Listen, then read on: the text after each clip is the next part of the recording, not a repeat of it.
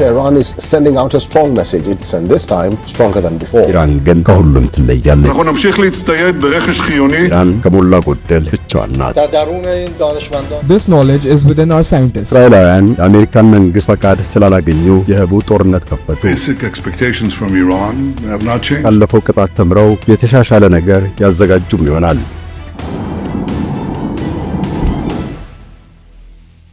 በኢራን ላይ የሚጠነሰስ ጦርነት።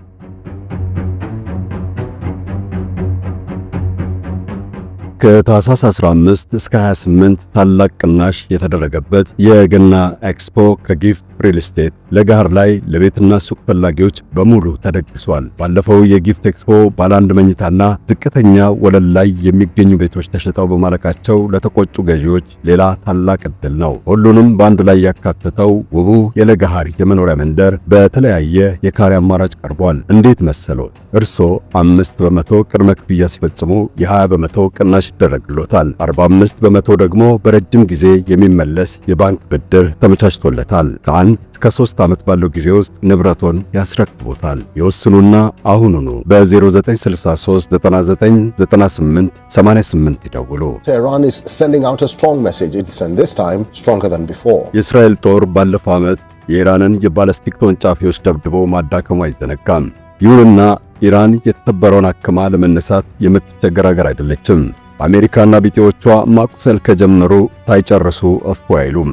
አንድ ቀን እንደ ኢራቅ ግር ብለው ሊረባረቡባት ይችላሉና ኢራን የለበሰችውን አቧራ አራግፋ ወደ ሥራ እንደተመለሰች የእስራኤል ባለሥልጣናት ያምናሉ። እስራኤላውያኑ የኢራን የባለስቲክ ተወንጫፊ መርሃ ግብር ማንሰራራቱን እየተናገሩ ነው። ይህን ጉዳይ ይበልጥ እንዲረዱላቸው ወደ አሜሪካ በረው ለፕሬዝዳንት ዶናልድ ትራምፕ ለማስረዳት ተዘጋጅተዋል። በውይይቱ ወቅት በኢራን ላይ ዳግም ዘመቻ እንዲካሄድ የሚያሳስብ አማራጭ ሐሳብ እንደሚያቀርቡ ነው የሚጠበቀው። እስራኤላውያኑ የኢራን መንግሥት በአሜሪካ ግዙፍ ቦምብ የወደሙትን የኒኩሌር ተቋሞቹን መልሶ ለማደራጀት ጥረት መጀመሩንም አረጋግጠዋል። ይሁንና የኢራን ተቀዳሚ አጀንዳ የባለስቲክ ተወንጫፊ መርሃ ግብሯንና የተዳከመውን የአየር መከላከያ ሥርዓቷን ማጠናከር እንደሚሆን ያምናሉ። የእስራኤሉ ጠቅላይ ሚኒስትር ቤንያሚን ኔታንያሁ የኢራን ባለስቲክ ተወንጫፊ ጉዳይ ስለሚያሰጋ ፈጣን እርምጃ ሊወሰድባት ይገባል የሚል አቋም ይዘዋል። ከቀናት በኋላም በአሜሪካ ፍሎሪዳ በትራምፕ ቅንጡ የማር-አ-ላጎ ርስት ተገኝተው ማብራሪያ ሊሰጡ አቅደዋል። የኢራናውያን እንቅስቃሴ በተናጠል እስራኤልን ብቻ አይደለም የሚያሰጋው፣ ለባሕረ ሰላጤው ደህንነትም አደጋ ነው። ይህ ደግሞ የአሜሪካውያንን ጥቅም ጭምር ያጠቃልላል። ኔታንያሁ በዚህ መልኩ ልቅም አድርገው በመተንተን ነው የዶናልድ ትራምፕን ቡራኬ የሚጠይቁት።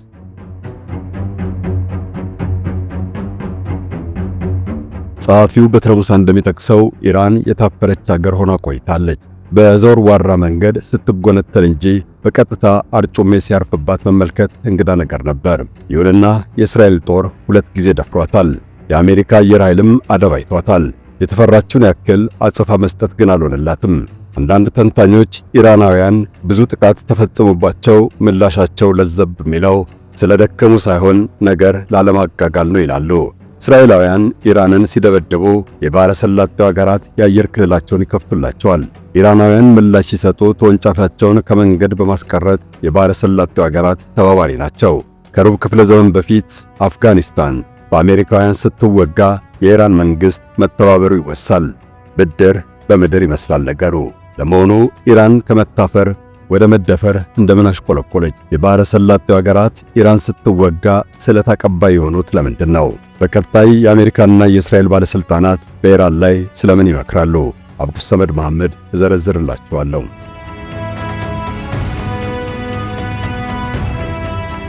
ጠቅላይ ሚኒስትር ቤንያሚን ኔታንያሁ የእስራኤልን የመንግሥት ባለሥልጣናት አስከትለው ወደ ፍሎሪዳ ለመብረር እየተሰናዱ ነው። ከፕሬዝዳንት ዶናልድ ትራምፕ ጋር በማር-አ-ላጎ ርስት ተገናኝተው የሚወያዩበትን አጀንዳ ቀርጸው አዘጋጅተዋል። ትራምፕ ጠቅላይ ሚኒስትሩን በመጪው ሳምንት ማክሰኞ እንደሚያነጋግሯቸው ማረጋገጫ ሰጥተዋል። ርዕሰ ጉዳዩን ለመግለጽ ግን አልፈለጉም። የእስራኤል ጦር የእኩለ ሌሊቱ መዶሻ ባለው ዘመቻ የኢራንን የኒኩሌር ተቋማት በከባድ ቦምብ ማደባየቱ ሲገለጽ ነበር። ዓለም አቀፉ የአቶሚክ ኃይል ተቆጣጣሪ ድርጅትና የኢራን መንግስትም የኒኩሌር ተቋማቱ መዳሸቃቸውን አስታውቋል። ኢራናውያን ተቋማቱን ወደ እንቅስቃሴ ለመመለስ ካሰቡም እግራቸው ሳይላወስ ድብደባው እንደሚደገም የአሜሪካ ጦር አስጠንቅቋል። ፕሬዝዳንት ትራምፕ ሰሞኑን ለአሜሪካውያን ባሰሙት ዲስኩር የኢራንን የኒውክሌር ስጋት በማስወገድና የጋዛ ሰርጥን ጦርነት በማስቆም ከ3000 ዓመታት በኋላ በፋርስ ባህረ ሰላጤ ለመጀመሪያ ጊዜ ሰላም ማስፈናቸውን ገልጸዋል። ኢራናውያን በዶናልድ ትራምፕ ፊት ተለሳልሰው ለመቆም የተገደዱ ይመስላሉ። ፕሬዝዳንቱ በበኩላቸው ቬኔዙዌላን ሊውጡ ስላደቡ በሌላ ግንባር ጦርነት የመክፈት ፍላጎት አይኖራቸው ይሆናል። ቤንያሚን ኔታንያሁ ታዲያ የዚህ አይነቱ ቸልተኝነት ኢራናውያን እንዲያንሰራሩ ጊዜ ይሰጣል የሚል ስጋት ነው ያደረባቸው። የኢራን መንግስት የኒውክሌር መርሃ ግብሩን አቁሞ ከአሜሪካ ጋር ለመወዳጀት መመኘቱ ለኔታንያሁ የተወሳሰበ ችግር ይፈጥርባቸዋል። የአሜሪካ አየር ኃይል በቢ2 ቦምብ ጣይ አውሮፕላን የደበደባቸው የኢራን የኒውክሌር ተቋማት ላዩን ወድመዋል ቢባልም እውነታው የተለየ ሊሆን እንደሚችል ይጠረጠራል። አንዳንድ ታዛቢዎች ጉዳቱን ፈጥኖ ለመጠገን እንደማያዳግት ይናገራሉ። የእስራኤል ጦር በበኩሉ የኢራንን የአየር መከላከያ እንዳልነበረ ነው ያደረገው። አውሮፕላኖቹን እንዳሻው ወደ ኢራን የአየር ክልል አሰማርቶ የልቡን ያደረሰው ጋሻዋን ስለሰበረው ነው። ዶናልድ ትራምፕ የሀገራቸውና የኢራን የኒውክሌር ድርድር እንደገና ቢጀመር እንደማይከፋቸው ይናገራሉ። ኢራንን የመውጋት ፍላጎትም የላቸው ነው የሚባለው። ይህም ጣጣውን ለኔታንያሁ እንደተውላቸው ያመለክታል። ይሁንና ጠቅላይ ሚኒስትሩ ኢራንን ለመውጋት እስራኤል ለብቻዋ አለዚያ በምጥን የአሜሪካ ድጋፍ ወይም ደግሞ በአንድነት ለመነሳት እንደከዚህ ቀደሙ መጠየቃቸው አይቀርም። በጎ ምላሽ የሚያገኙት ያላቸውን ማስረጃ በሚታመን መንገድ ሲያቀርቡ ይሆናል።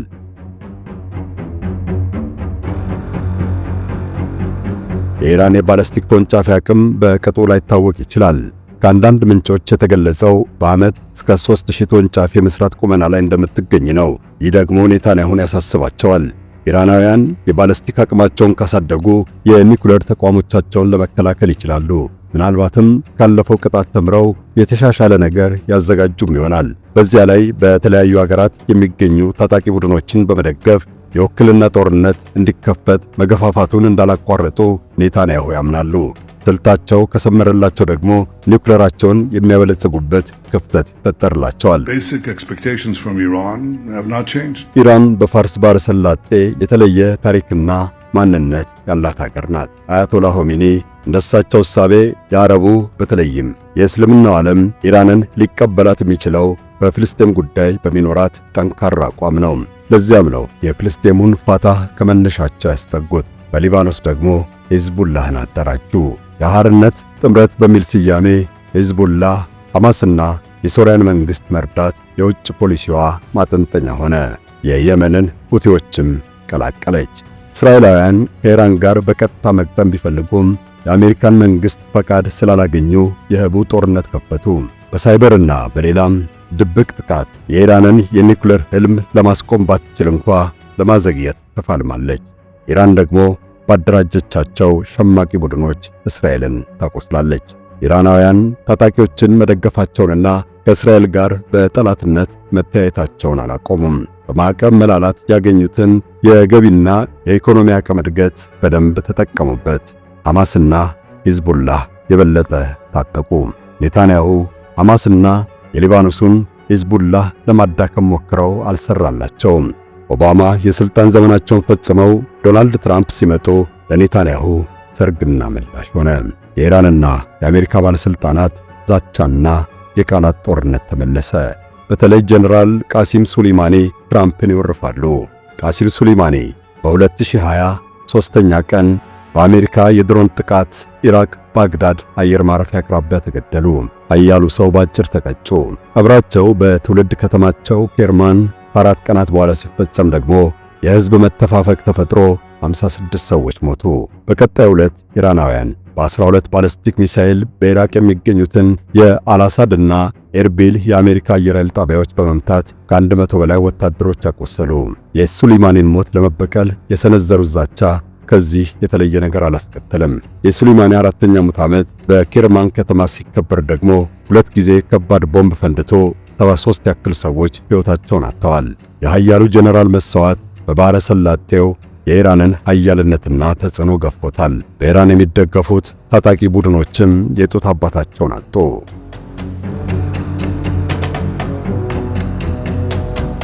ዶናልድ ትራምፕ በ2020 የአብርሃም ውል የተባለ የሰላም ሐሳብ አመንጭተው እስራኤልን ከአረቦች ጋር ለማስማማት ሞክረው ተሳክቶላቸዋል። የተባበረችው አረብ ኤምሬት፣ ሞሮኮ፣ ባህሬንና ሱዳን ለመጀመሪያ ጊዜ ከእስራኤል ጋር በይፋ ታረቁ። ሳዑዲ አረቢያና ሊቢያ ይፋዊ ያልሆነ ትስስር ፈጥረዋል። የፕሬዝዳንት ዶናልድ ትራምፕ የቀደመ አስተዳደር በመካከለኛው ምስራቅ ሰላም ለማስፈን የአብርሃም ውል የተባለ አዲስ ሐሳብ አቅርቦ እስራኤልና የማይጋተቷትን የአረብ አገራት ለድርድር የጠሩት በስልጣን ዘመናቸው ማብቂያ ነበር። ውሉ ከተፈረመ ወዲህ የእስራኤል ጦር በክርስቶስ ልደትና በረመዳን ጾም ፍቺ ክብረ በዓላት ላይ ጥቃት ከፍቶ በርካቶችን መግደሉ የጉዳዩን አያውነት ያመለክታል። የአብርሃም ውል እስራኤላውያን ፍልስጤሞች በመጪው ዘመን የራሳቸውን መንግሥት እንደሚመሰርቱበት ቃል የተገባላቸውን የዮርዳኖስ ወንዝን ምዕራባዊ ዳርቻ እየቆረሱ ከመውሰድ እንዲታቀቡም ያሳስባል። ነገር ግን በብዙ ሺህ የሚቆጠሩ የግዛቱን ነዋሪዎች አስረውና 600 ገደማ ገድለው ከ5000 በላይ የሰፈራ መንደሮችን እየቆረቆሩ ይገኛሉ። ታዲያ ለፍልስጤሞቹ ምን ሊተርፋቸው ነው? አሸማጋዩዋ አሜሪካ በጋዛ ሰርጥ ከባድ ዘመቻ ላካሄደው የእስራኤል ሰራዊት ስንቅና ትጥቅ ያለ ገደብ ማጉረፏም አይዘነጋም። የአብርሃም ውል ለእስራኤልና ፍልስጤም ግጭት ዘላቂ መፍትሄ እንደሚያመጣ ነው የተነገረው። የተፈረመው ግን ከአረብ ኤምሬት፣ ቃጣር፣ ሞሮኮና ሱዳን ጋር ነው። በመካከለኛው ምስራቅና ፋርስ ባሕረ ሰላጤ ቀጠና ላይ ተጽዕኖ የመፍጠር ህልም ያደረባቸው አገራት ጥቂት አይደሉም። በቅርብ ጊዜ ድንበር ተሻጋሪ ተሰሚነት ያበጁት የተባበረችው አረብ ኤምሬትና ቃጣር ልዩነት ሲፈጥሩ ይታያል። ነባሮቹ ተፎካካሪዎች ሳዑዲ አረቢያና ኢራንም እስካሁን የሚነቀንቃቸው አልተገኘም። እስራኤልም ብትሆን ድርሻ ትፈልጋለች። ኢራን ግን ከሁሉም ትለያለች። ምክንያቱም ሁሉም ኢራን በቀጠናው ያላት ተሰሚነት ቢናድ ይደሰታሉ። በዲንም ሆነ ለፍልስጤም ባላቸው ቀናይነት ከሚመስሏት ኢራን ይልቅ እስራኤልን ይቀበላሉ። የእስራኤል ጦር ወደ ኢራን ግዛት የዘለቀ ጥቃት ሲፈጽም እነዚህ አገራት ወቀሳ እንኳን አላቀረቡም። የኢራን ጦር ወደ እስራኤል የተኮሰውን ሚሳኤልና ያበረረውን ወታደራዊ ድሮን ያከሸፉት ዮርዳኖስ፣ ሳዑዲ አረቢያና ባህሬን ናቸው። በቃጣር፣ አረብ ኤምሬትና ኢራቅ የሰፈረው የአሜሪካ ጦርም ለእስራኤል ተከላክሏል። ይህም የጸረ ኢራን ጥምረት ቅርጽ መያዙ የታየበት ስለመሆኑ ተንታኞች ይናገራሉ። ለሀገራቱ የተናጠል ድርሻ ምን እንደነበር አልተገለጠም። ነገር ግን መሪዎቻቸው የጋዛ ጦርነት እንዲቆም በአደባባይ እያሳሰቡ ከጀርባ ለእስራኤል ዘብ መቆማቸው አስተችቷቸዋል። በገዛ ሀገሮቻቸው ሕዝብም ተወግዘዋል። ይሁንና መሪዎቹ የአሜሪካን የደህንነትና የኢኮኖሚ ድጋፍ ላለማጣት ከእስራኤል ጋር መወዳጀት እንደሚገባቸው መገደዳቸው አጣብቂኝ ውስጥ የከተታቸው ይመስላል።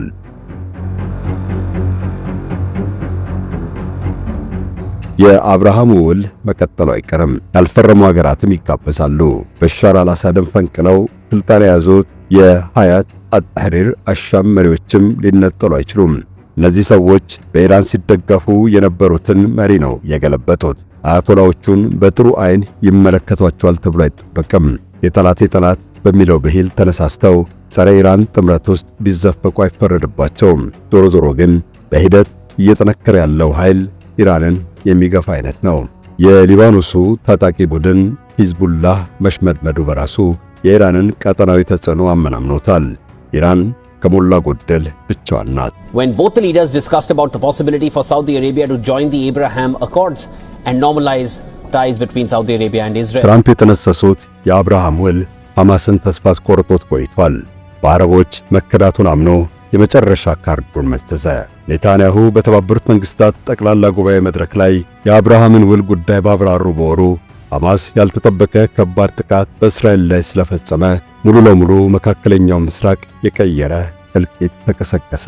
እንደ አውሮፓውያን አቆጣጠር በ2025 6ኛ ወር 13ኛ ቀን የእስራኤል አየር ኃይል ኢራንን ደበደበ። ከሳምንት በኋላ ደግሞ የአሜሪካ ጦር የኢራንን የኒውክሌር ማብለያ ጣቢያዎች ቀጠቀጠ። የኒውክሌር ጣቢያዎቿን በማውደም የሁለቱን ሀገራት አንድ ሳምንት የተሻገረ ጦርነት ልታስቆሙ እንደምትችል ሲታመን ቆይቷል። የተጠበቀው ሆነ።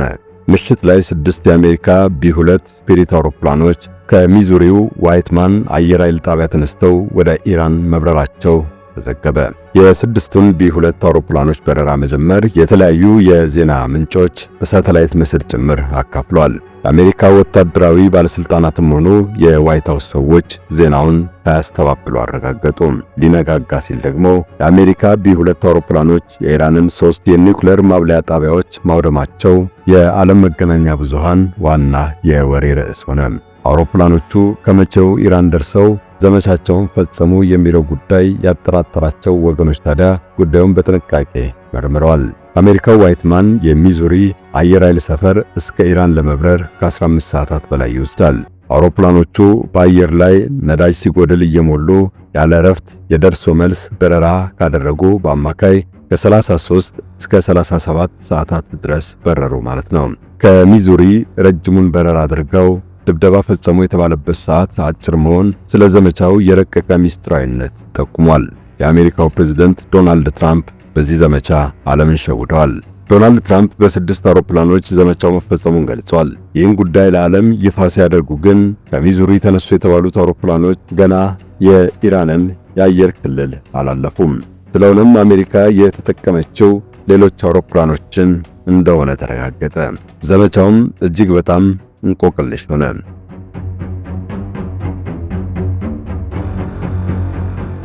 ቢ2 ስፒሪት አውሮፕላን ለውጊያ ስትሰማራ ትርጉሙ ምን እንደሆነ መላ ዓለም ጠንቅቆ ያውቀዋል። ቢ2 ጀቶች ኢላማቸውን የሚያደባዩት ከአሜሪካ ውጪ ማንም ባልታጠቀው የኮንክሪት ምሽግ አውዳሚ ቦምብ መሆኑን ዓለም ያወቀውና ፀሐይ የሞቀው ጉዳይ ነው። እስራኤል የኢራንን የኒውክሌር ተቋማትና ሌሎች የተመረጡ ኢላማዎች ስትደበድብ ቆይታለች። ይሁን እንጂ የኢራን ኒውክሌር ጣቢያዎች ያውም ከተራራ ስር መሬት ተቦርብሮ በጥብቅ ኮንክሪት በታነጸ ዋሻ ውስጥ የተሸሸጉ በመሆናቸው የእስራኤል ድብደባ ሊያወድማቸው አቅም የለውም። የኢራንን የመሬት ውስጥ የኒውክሌር መቀመሚያ ማዕከላት መሬቱንም ኮንክሪቱንም ፈነቃቅሎ ማውደም የሚችለው በቢ2 ስፒሪት አውሮፕላን የሚጫነው ምሽግ ደርማሽ ቦምብ ብቻ እንደሆነ በብዙ ሲገለጽ ቆይቷል። ስለሆነም የኢራንና የእስራኤልን ጦርነት ለመቋጨት ከተፈለገ አሜሪካ ጣልቃ ገብታ በምሽግ ውስጥ የተደበቁ የኒውክሌር ጣቢያዎች ማውደም እንዳለባት ሐሳብ ሲቀርብ ነበር። ፕሬዝዳንት ዶናልድ ትራምፕም ይህን አስተባብለው አያውቁም። ኢራን እጅ ካልሰጠችና በኒውክሌር መርሃ ግብር ጉዳይ ላይ ለስምምነት ካልተዘጋጀች አሜሪካ እስራኤልን አግዛ እንደምትዘምትባት ከመናገር ተቆጥበው አያውቁም።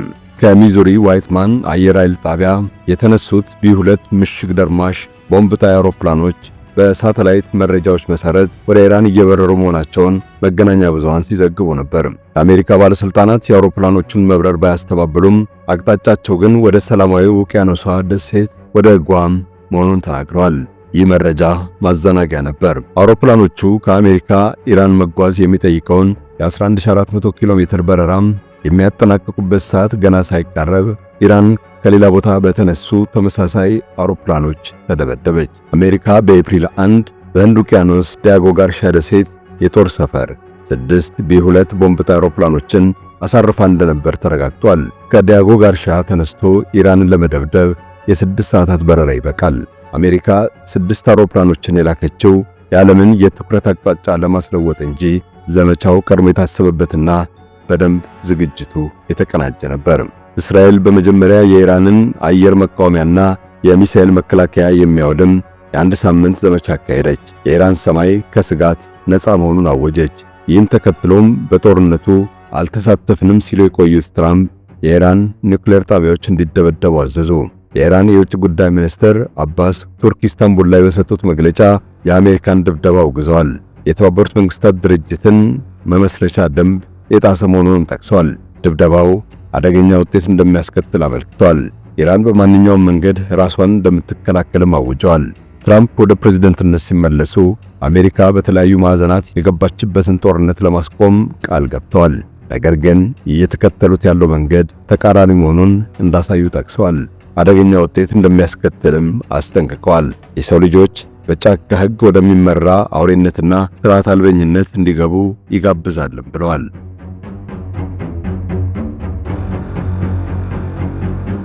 በአጠቃላይ የኢራን የእሳት ቀለበት የሚባለው ወታደራዊ መረብ ተበጣጥሷል።